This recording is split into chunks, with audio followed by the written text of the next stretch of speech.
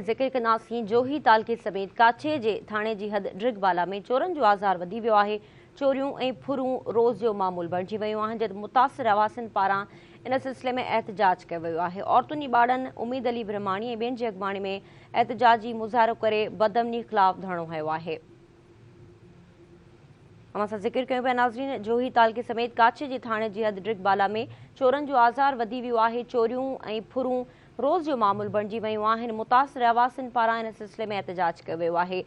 इन मौक़े ते संदन चवणु आहे त शहर में बदअमनी ख़िलाफ़ मुस्तक़िल एहतजाज कयूं था, पर हिन वक़्त ताईं एहतजाज जो को बि नोटिस नाहे वरितो वियो। शहर में जेका बदअमनी आहे उहा उरूज थी आहे।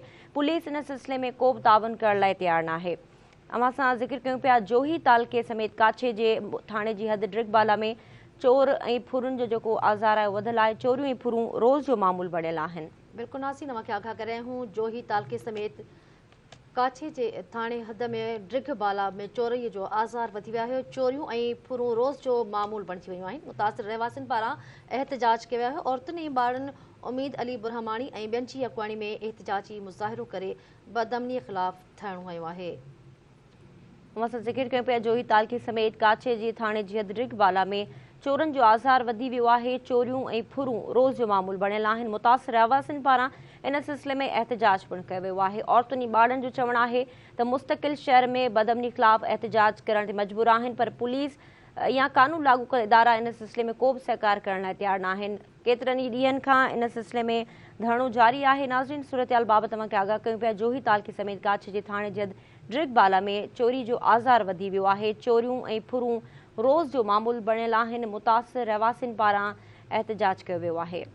बिल्कुलु नासीन मूंखे ख़बर ॾेई रहिया आहियूं जोही तालके समेत काछे जे थाणे जे हद ड्रिगबाला में चोरनि जो आज़ार वधी वियो आहे। चोरियूं ऐं फुरूं रोज़ जो मामूल बणिजी वियूं आहिनि। मुतासिर रहवासियुनि पारां एहतजाजी मुज़ाहिरा कया पिया वञनि, जॾहिं त कानून लागू इदारनि पारां का बि उन्हनि जे लाइ वाहुर न कई वई आहे। अव्हांखे ॿुधाईंदा हलूं त औरतुनि ॿारनि उमीद अली बुरहमानी ऐं ॿियनि जी अॻुवाणी में एहतजाजी मुज़ाहिरो करे बदअमनीअ ख़िलाफ़ थियणो वियो आहे ऐं नारेबाज़ी कई आहे।